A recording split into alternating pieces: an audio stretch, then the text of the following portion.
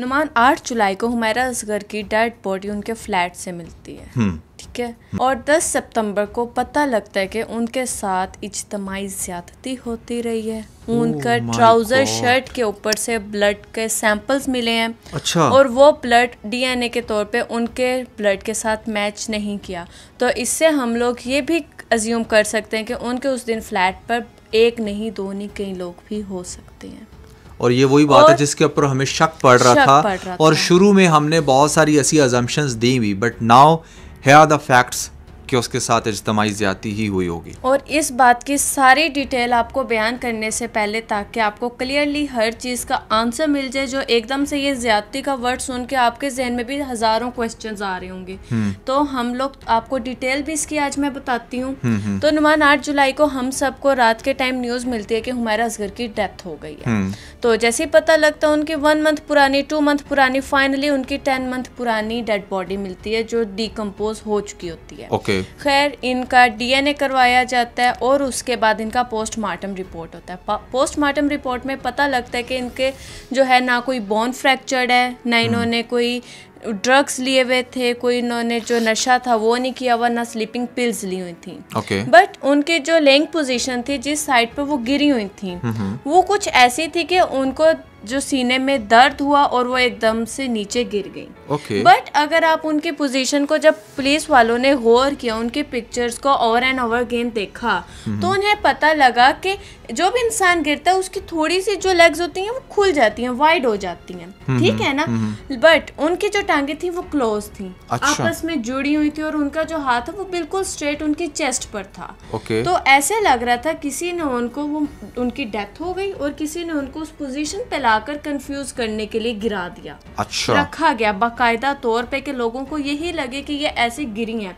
But उनकी जो leg की पोजीशन थी वो ऐसे नहीं शो करवा रही थी कि वो चलते चलते गिरी हैं। उसके अलावा उनके अपार्टमेंट में से 1 नहीं 2 नहीं 5 जगह से एक वाइट केमिकल मिलता है। वाइट केमिकल मिलता है, पहले तो उसको ये केमिकल का नाम देते हैं कि अच्छा केमिकल मिला है। फिर जब उसकी फोरेंसिक होती है, फोरेंसिक के जरिए पता लगता है कि वो एक सॉल्ट है, समुद्री नमक उसको कहते हैं। फिर कुछ लोगों ने कहा कि ये जो एक्ट्रेस होती हैं, ये जो अकेले रहती हैं, ये बहुत सारा ना वो हो जाती हैं कि जेलसी भी रखती हैं कुछ लोगों से, ठीक है ना। और ये जिन भूतों पर भी थोड़ा सा बिलीव करने लग जाती हैं, तो हो सकता है उस तरह से भी रखा गया हो। बट जैसे इनकी हिस्ट्री देखी गई तो वहाँ से भी ये नहीं पता लगता कि वाकई कोई ये इस तरह के पीर बाबा के पास जाती थी, नहीं जाती थी। तो ये इस चीज़ का सबूत है कि नमक जो है, मैं आपको एक मिसाल के ज़रिए समझाती हूँ।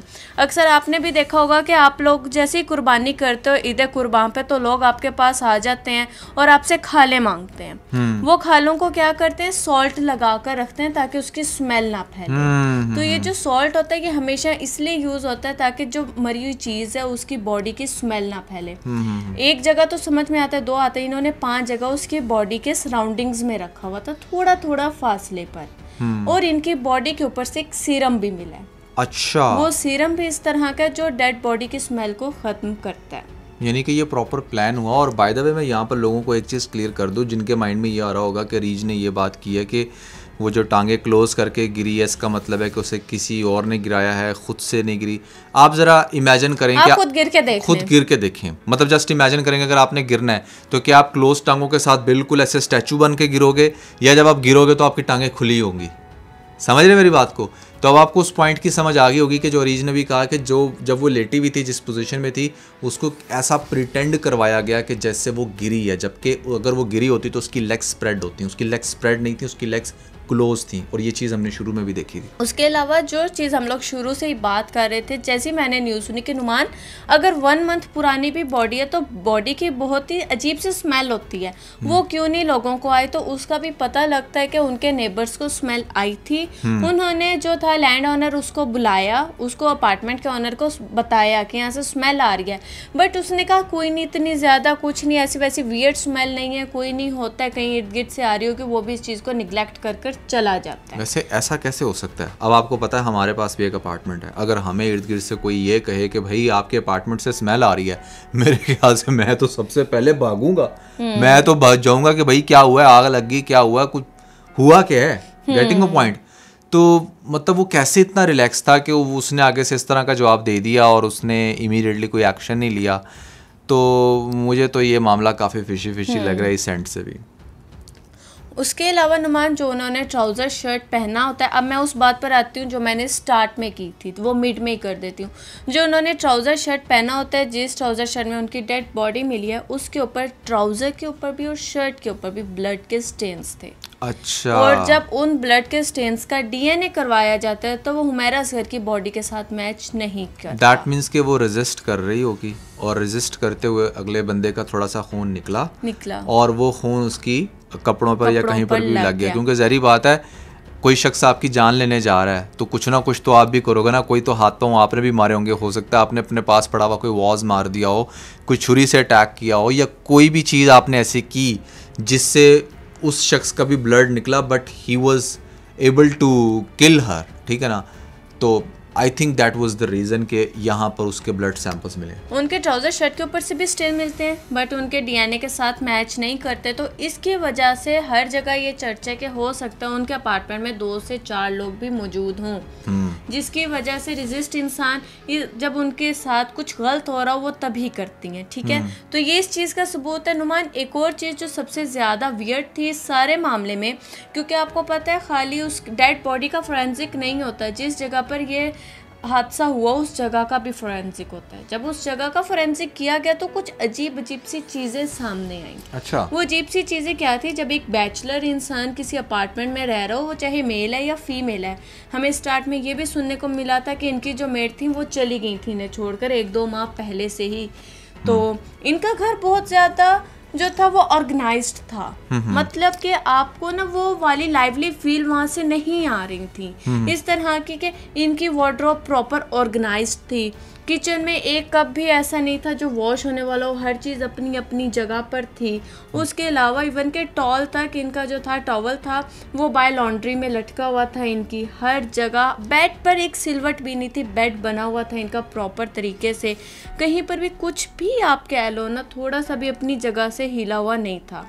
तो एक तो पहली बात इस चीज़ की समझ में नहीं आ रही थी। ये चीज़ की तरफ हमने अपनी पहले भी वीडियो में इशारा किया था कि जब बेड ऐसे बना हुआ हो, हर चीज़ ऐसे सिमटी हुई हो, तो इसका मतलब अगर इधर कुछ होता, 4-5 लोग मौजूद थे, कुछ ना कुछ हुआ, इनके कत्ल हुआ या उस टाइम पे कोई भी सीन हुआ, तो जानने वाला हर एविडेंस रिमूव करके गया। हाँ, वो हर चीज़ सेट करके गया, वैसे ही बना कर गया। वैसे तो गर्ल्स के बारे में ये बड़ा मशहूर है, मतलब बॉयज़ जो बैचलर होते हैं वो तो हर चीज़ को रैंडमली फेंक देते हैं। I still remember back in 2009 जब मैं अपने एक अपने दोस्त के अपार्टमेंट में गया था, तो आई सी दैट के दूध के डब्बे बिखरे हुए हैं, हर चीज़ बिल्कुल इधर उधर है। लेकिन गर्ल्स के केस में ऐसा सुनने में आया कि गर्ल्स के अपार्टमेंट बड़े नीट एंड क्लीन होते हैं। बट इस केस के अंदर तो करती थी ना, हाँ, ये मॉडल थी। बट इस केस के अंदर मैं वही बात करूंगा, जैसे ब्लड के स्टेन्स मिले हैं, वहाँ पर कोई रेजिस्टेंस हुई है, हर चीज़ परफेक्ट नहीं हो सकती थी, कुछ ना कुछ तो रैंडम होना चाहिए था। और जिस तरीके से कपड़े उसके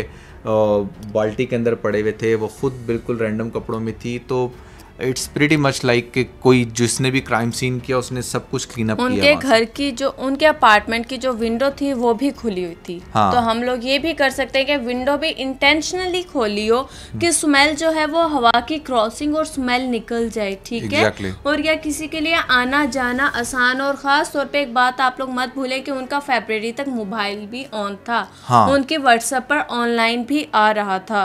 तो हम लोग ये इजीली कर सकते हैं कि वाकई उधर कोई ना कोई मौजूद था, कुछ ना कुछ तो ऐसा वैसा हुआ है। एक और बात नुमान जो सबसे ज़्यादा आपको भी और ऑडियंस को भी हैरान कर दी कि वो ये कि लड़कियों के बाद बहुत सारा मेकअप होता है, ख़ास तौर पर कोई मॉडल है या नहीं है, बट ये तो मॉडल थी ना लड़कियों के। और इनको हमने बहुत सारी पिक्चर्स में ज्वेलरी पहने हुए भी देखी है, मेकअप भी किया हुआ देखिए। इनकी एक अपार्टमेंट की पिक्चर है, आप इनकी इंस्टा से दिखाइएगा लोगों को, वहाँ पर ये बाकायदा रेडी होते हुए, हेयर स्ट्रेट करते हुए अपनी पिक्चर शेयर करती हैं। अजीब बात यह कि इनके अपार्टमेंट में से एक सिंगल झुमका भी नहीं मिला, कोई ज्वेलरी नहीं थी, कोई मेकअप नहीं था, किसी भी किस्म की इनके एक्सेसरीज वहाँ पर मौजूद नहीं थी। कोई चोरी हो गया होगा सेम मोमेंट में, या फिर उसके अगर कोई चोर आता तब भी अपार्टमेंट के हालात खराब होते। हाँ, किसी ने दराज खोले, देखा, चीजें निकाली, चोर क्या सब साफ करके। क्योंकि मैं असल में ये भी इस एंड से भी सोच रहा हूँ ना कि ये भी तो हो सकता है कि कराची में, चूंकि आपको पता है कितनी रॉबरीज होती हैं, तो अगर कोई चोर भी आके घर में ये सब कुछ करके गए हैं तो भी बात ये सोचने वाली है कि चीज़ें ऑर्गेनाइज तो ना होती, वो यही चीज़ होती कि अच्छा सब कुछ चोरी हो गया था, जेवर चोरी हो गया था, फोन्स भी कुछ ना होते उसके पास, आई थिंक एक भी ना पड़ा होता अगर वो तो चोर होता, टैबलेट लैपटॉप मोबाइल कैसे मिला, वो भी रिकवर ना होता, वो तो पहले लेकर जाते।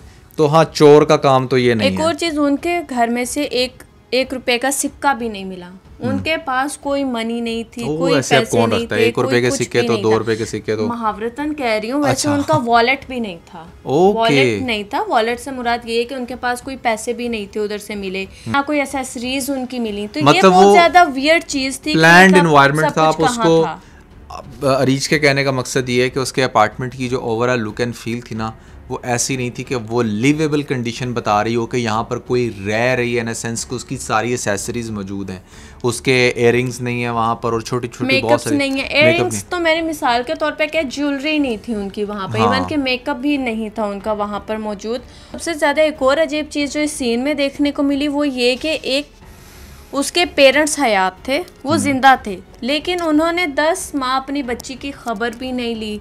वही बात जो स्टार्ट पहली रिव्यू में भी हमने अपनी की थी कि नुमान 1 महीना भी अगर इसकी लाश पड़ी रही है तो इसके रिलेटिव्स कहाँ थे, फैमिली कहाँ थी, ठीक है। वही बात आज कोर्ट भी यही बात कर रही है कि भाई 10 माह तक कुछ ना कुछ तो अजीब है ना, कि फैमिली ने क्यों नहीं कोई FIR दर्ज करवाई, इवन क्यों नहीं, ये केस पता भी लग गया, डेड बॉडी मिल भी गई, फिर भी उन्होंने क्यों नहीं कोई FIR फाइल करवाई। केस में सबसे ज़्यादा हैरान करने वाली बात यही है कि जैसे उसकी सराउंडिंग में पूरी दुनिया जो थी ना, वो उसके मौत के हक में थी कि ये बस मर जाए और इसका किसी को पता ना चले।